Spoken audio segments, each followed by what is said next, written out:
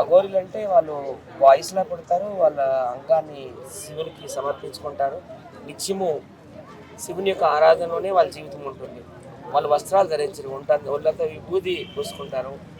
అలాగే శవాలు తింటారు. ఓకేనా? నరమాంసం తింటూ బతుకుతారు. దీని అంత డిఫరెంట్ ఉందన్నమాట. పబ్లిక్‌లోకి వచ్చేసి నగ్నంగా పబ్లిక్‌ని డిస్టర్బ్ చేస్తూ, పబ్లిక్ దగ్గరికి వెళ్ళి మీ పిల్లలకి అమెరికాలో ఉద్యోగాలు తెప్పిస్తా, లేకపోతే మీ కూతుళ్ళు గవర్నమెంట్ ఎంప్లాయీస్ అల్లులుగా తీసుకొస్తా, లేకపోతే మీరు ఫ్లాట్లు కొనేటట్టు చేస్తా, మీకు ఇచ్చేస్తా, అది చేస్తా అని చెప్పేసి క్షుద్రపూజలు చేసి లక్షలు లక్షలు వాళ్ళ దగ్గర దొబ్బి జంప్ అయిపోతుంది. ఒక రోజు చూస్తే ఆంధ్రాలో ఉంటుంది, ఇంకో రోజు చూస్తే రాయలసీమ, ఇంకో రోజు చూస్తే తెలంగాణ, ఇంకో రోజు చూస్తే గుజరాత్, ఇంకో రోజు చూస్తే మధ్యప్రదేశ్, ఇంకో రోజు చూస్తే ఉత్తరాఖండ్, ఇంకో రోజు చూస్తే బీహార్లో ఉంటుందన్నమాట. కేడి అన్నమాట. ఇప్పుడు ఆడవాళ్ళని కూడా ట్రాప్ చేసి ఆడవాళ్ళని కూడా అమ్మే కార్యక్రమం ఉన్నట్టుంది. ఆ మధ్య రాధా అనే ఒక అమ్మాయిని పెళ్లి చేసుకుంది. ఆ తర్వాత శ్రీవర్షిని.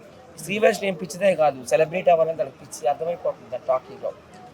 అఘోరితో తిరిగితే కదా నాకు పబ్లిక్ అటెన్షన్ వస్తుంది, నేను సెలబ్రేట్ అయిపోతాను, నలుగురు వచ్చి సెల్ఫీ దిగుతారని ఒక ఆలోచనతో ఆ అమ్మాయి కూడా అట్లా వెళ్ళింది. నాకు తెలిసి వీళ్ళందరినీ ఏ దుబాయ్‌లోనో, ఏ సింగపూర్‌లోనో, ఏ బ్యాంకాక్‌లోనో అమ్మేస్తుంది అనమాట.